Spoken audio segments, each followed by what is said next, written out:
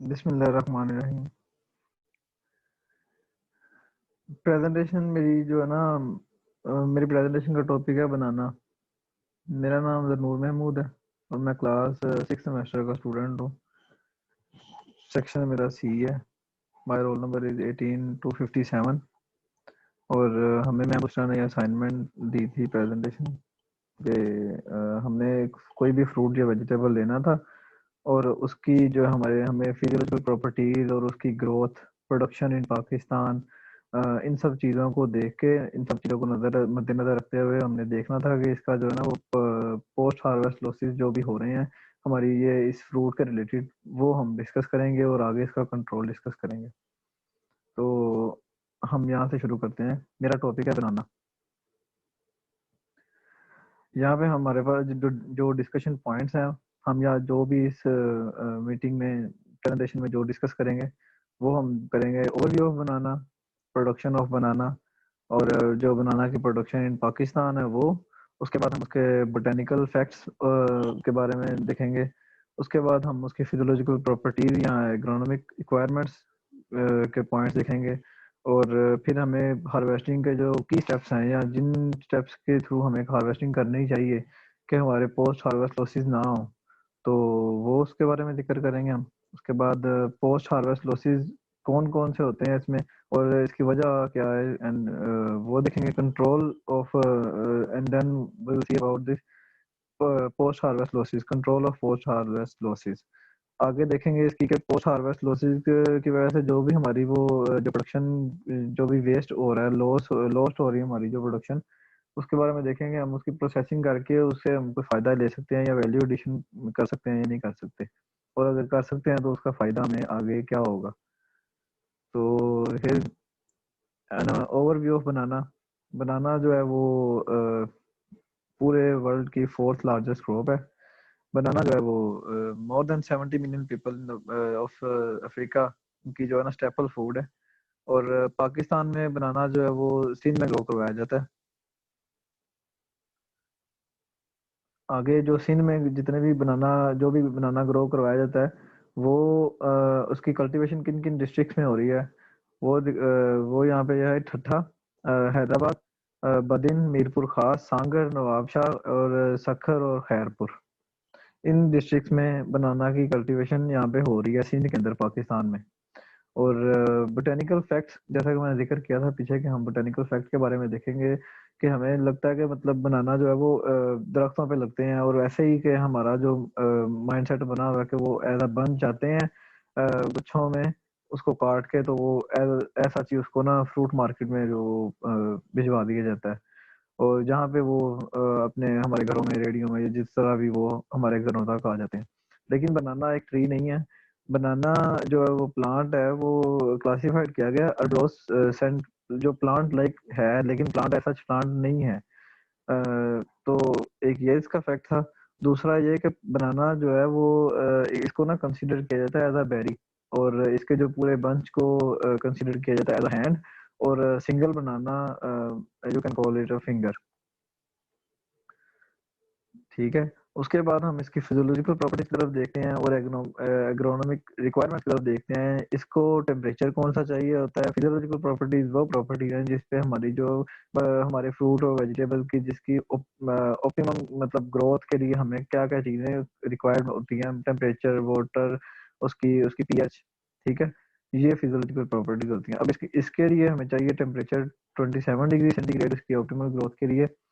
Humidity इसके लिए चाहिए 60%, और पीएच इसकी 8 से कम होती है, जो कि 5.5 टू 7 होती है। फर्टिलाइजर इसमें जो है ना, फर्टिलाइजर इसकी ग्रोथ के लिए हमें पोटेशियम और नाइट्रोजन हमें ज्यादा चाहिए होती है। ठीक है।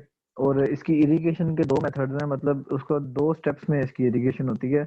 आफ्टर 3 डेज इसकी इरिगेशन होती है in a very high evaporation condition, और देन हम इसकी जो फिर इसकी इरिगेशन 15 दिन तक, उसके 3 दिन के बाद, मतलब 3 दिन हमने उसकी हाई इरिगेशन की, हाई इवेपोरेशन के अंदर की, और उसके बाद हमने 15 दिन जो है ना अंडर लो इवेपोरेशन कंडीशन इसकी वो करनी है, इरिगेशन।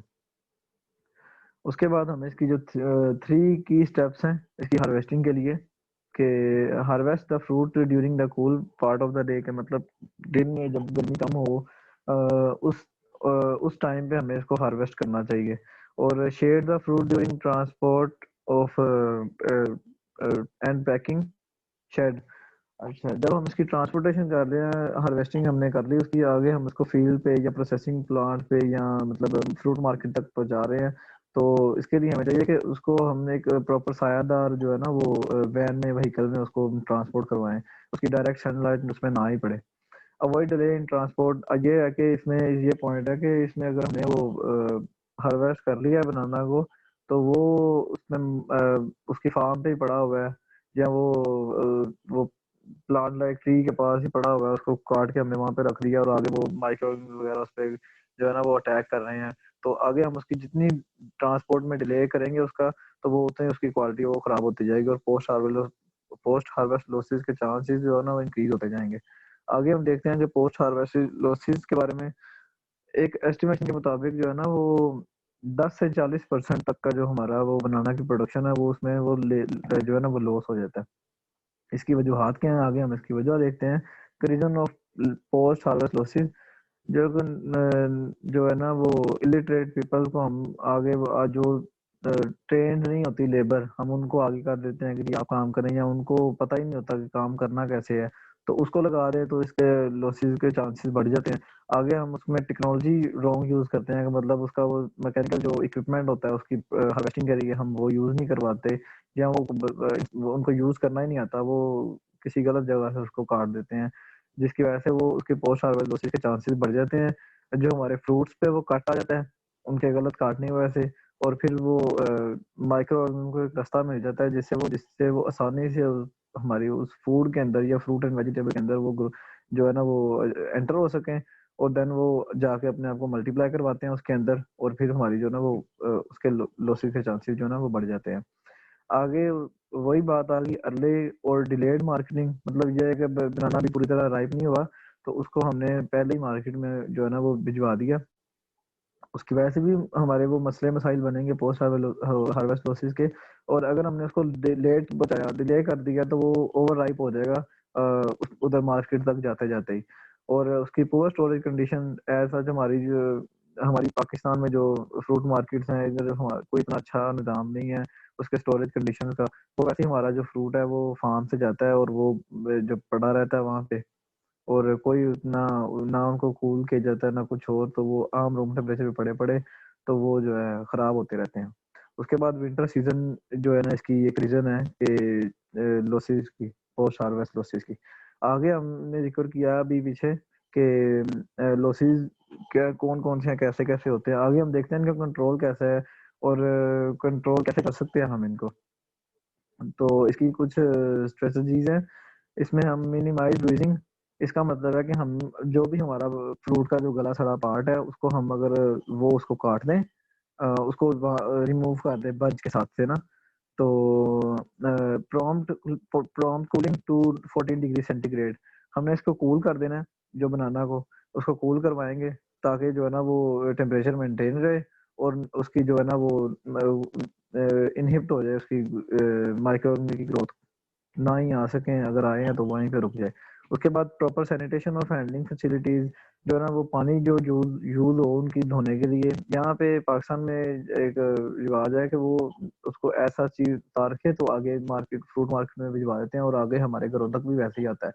लेकिन जो डेवलप्ड कंट्रीज हैं और जो बनाना की एक्सपोर्ट करते हैं, वो फॉरेन कंट्री ऐसे करते हैं कि वो बनाना को लेके उनके बंच को लेके तो वो उसको डिप करवा देते हैं 50 डिग्री सेंटीग्रेड वाटर में फॉर 5 मिनट्स।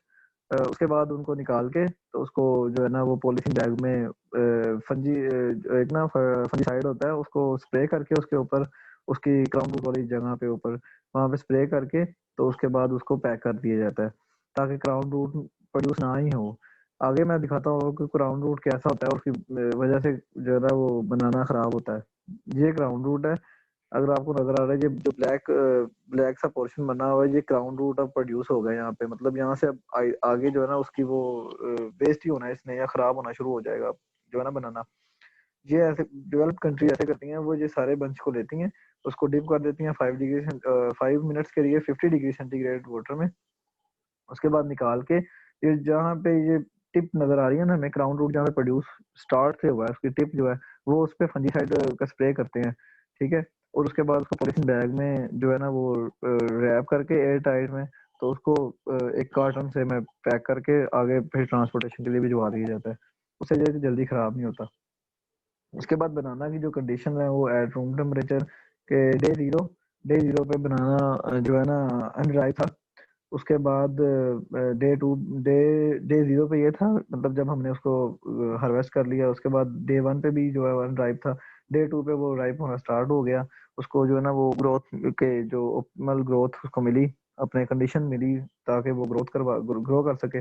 उसके बाद डे 3 पे उसकी ये जो वो थे। उसके बाद ये डे 7 में इसको अगर रूम टेम्परेचर पे हमने रखा तो ये ओवर राइप होके आगे ब्यूजिंग की जो स्टेज में चला जाएगा, ठीक है।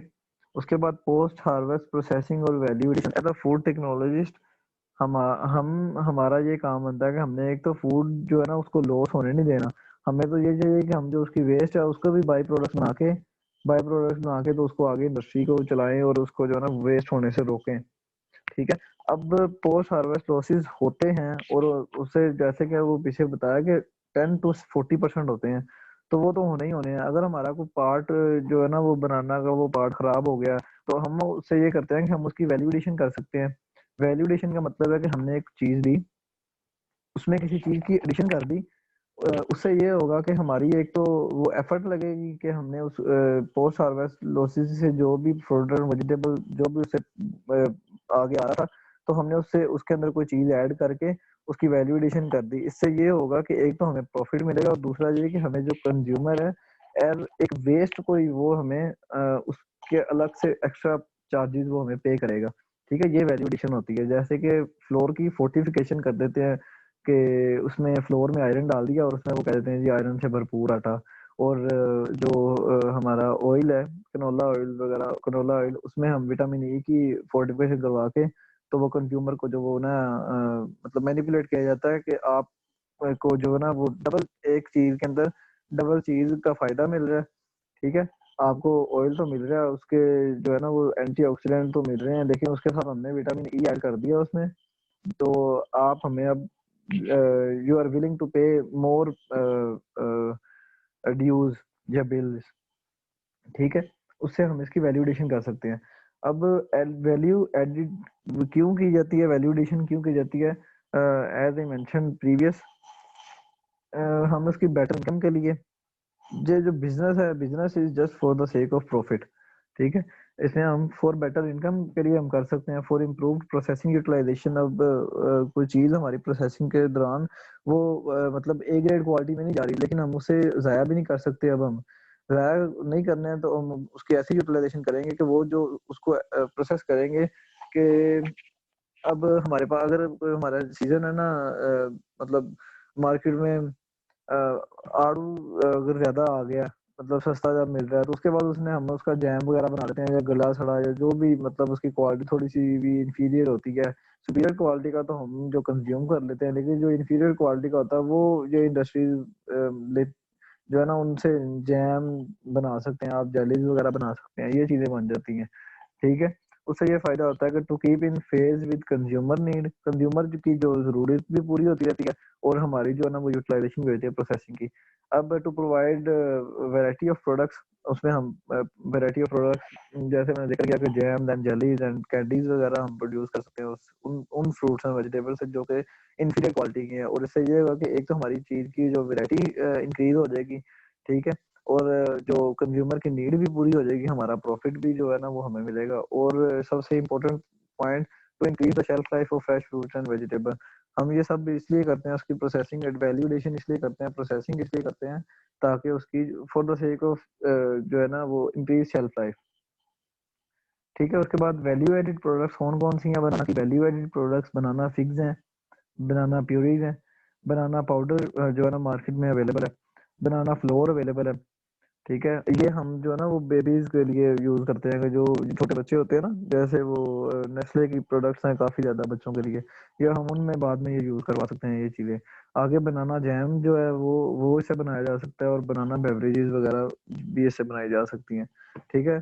हमने पीछे जिक्र किया कि पोस्ट हार्वेस्ट लॉसेस, पहले जिक्र किया जी कि बनाना की प्रोडक्शन कहाँ का कितनी होती है, आगे प्रोडक्शन पाकिस्तान में कहाँ कहाँ पे होती है, किन किन डिस्ट्रिक्ट्स में होती है। उसके बाद हमने जिक्र किया कि जो है ना उसके बोटेनिकल फैक्ट्स के बारे में जिक्र किया कि बनाना जो है वो दरख्त पे नहीं लगता, वो उसकी एक ट्री लाइक हर्ब है। ठीक है।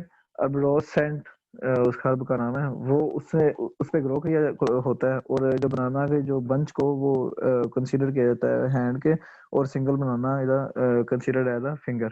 और इसमें banana as such consider as a berry. ठीक है।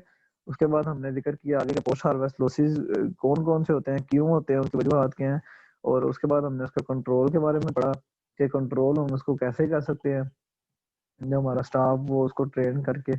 उसके बाद हमने देखा कि एज अ फूड टेक्नोलॉजिस्ट हम जो पोस्ट हार्वेस्ट लॉसेस हो रहे हैं उनमें से भी अगर हम जो फूड का कुछ जो रिमेनिंग पार्ट है, हत्ता कि वो इंफीरियर क्वालिटी का भी क्यों ना हो, हम उस इंफीरियर क्वालिटी को हम प्रोसेस करके तो आगे उसकी वैल्यूडेशन करते हैं। वैल्यूडेशन करके हम अपनी जो है ना वो प्रॉफिट उसे ले सकते हैं, और मार्केट में अपनी एक वर्थ बना सकते हैं कि हमारी इतनी प्रोडक्ट्स जो है ना वो मार्केट में अवेलेबल है।